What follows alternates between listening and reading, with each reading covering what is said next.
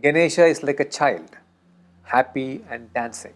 His big fat belly, tied up by a snake, symbolizes the expanding and contracting universe.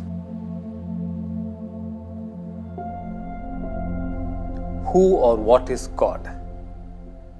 Is God a personality? Does God have a form? Does God have an address? Millions upon millions would say yes, and each of them will give you the name of their favorite God, show you an image of their favorite form, and also take you to their most sacred space of worship.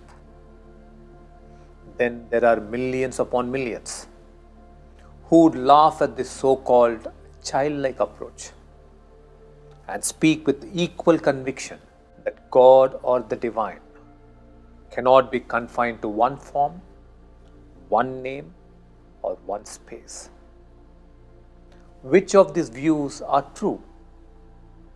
Because logically, if one of these views is true, then the other must be false. If you are in one space, how can you be everywhere?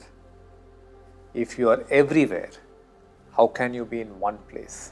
Because every name, form, and the address of the divine is seen as a limitation of the universal intelligence.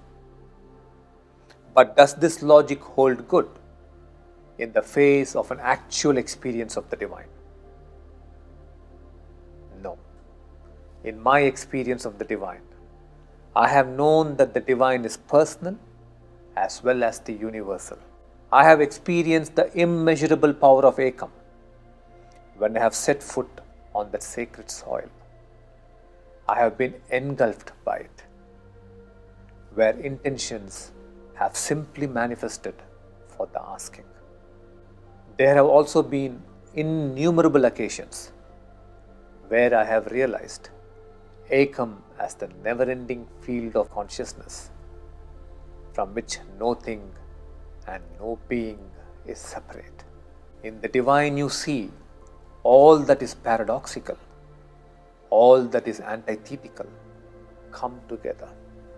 Let me make it simple for you using Ganesha or the elephant-headed god of India. For centuries, Hindus have believed that their prayers get answered faster when prayed around Ganesh Chaturthi. They even have a date on which grace flows in abundance. Nothing like Hinduism in the world in terms of actualizing a personal divine. You ask any Indian for who Ganesha is, and they will tell you a very simple and a beautiful story of he being the son of Shiva and Parvati. Yes, Sri Ganesha has a story, a name, a form, parentage, history, and address. He has a distinctive personality. Ganesha is like a child, happy and dancing.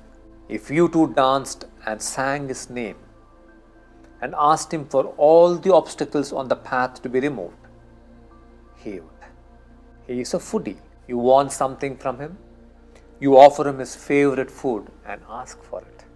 He is considered to be the most intelligent among the gods, symbolized by his elephant head. So students ask for blessings of great intelligence by offering his favorite Garika grass.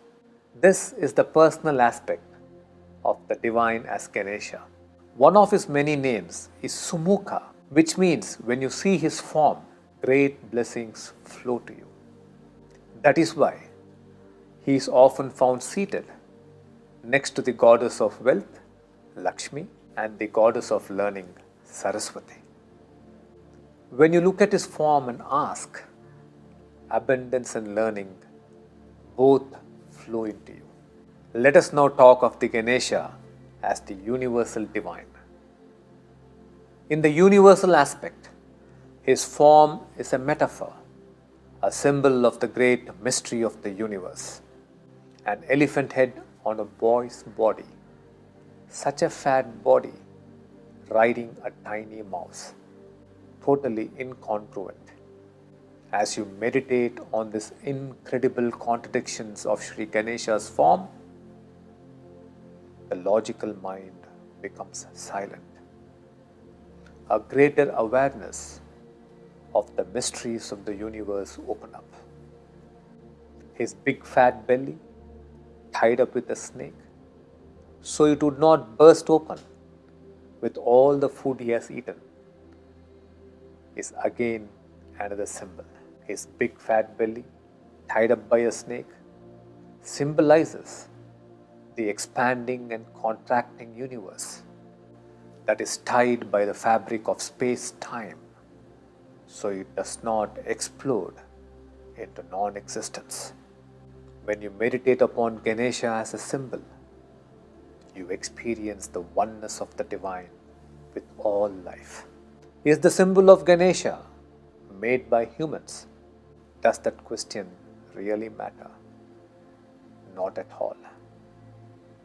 Because I have met people from different nationalities, different countries, who have seen Ganesha in their dreams even as children, long before they even heard of Ganesha's name. I have seen a Native American artist paint Ganesha holding the Kundalini as a serpent in his lap.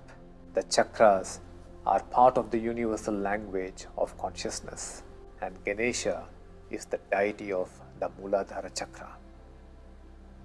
Do you know, so many people come searching for Ekam because they saw Ekam in their dreams or prayers or their visions.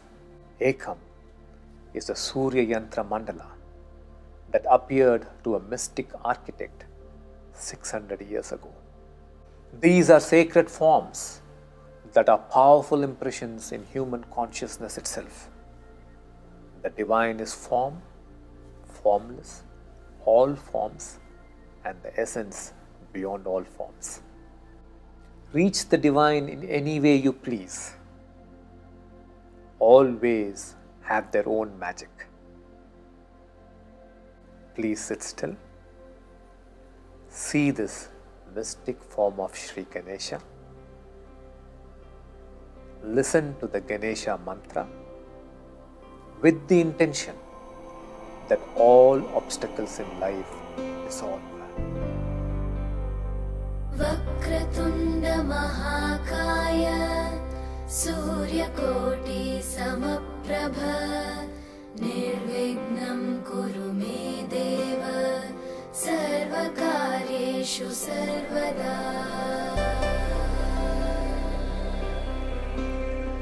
Vakratunda Mahakaya Suryakoti Samaprabha Nirvignam Kuru Me Deva Sarvakaryeshu Sarvada.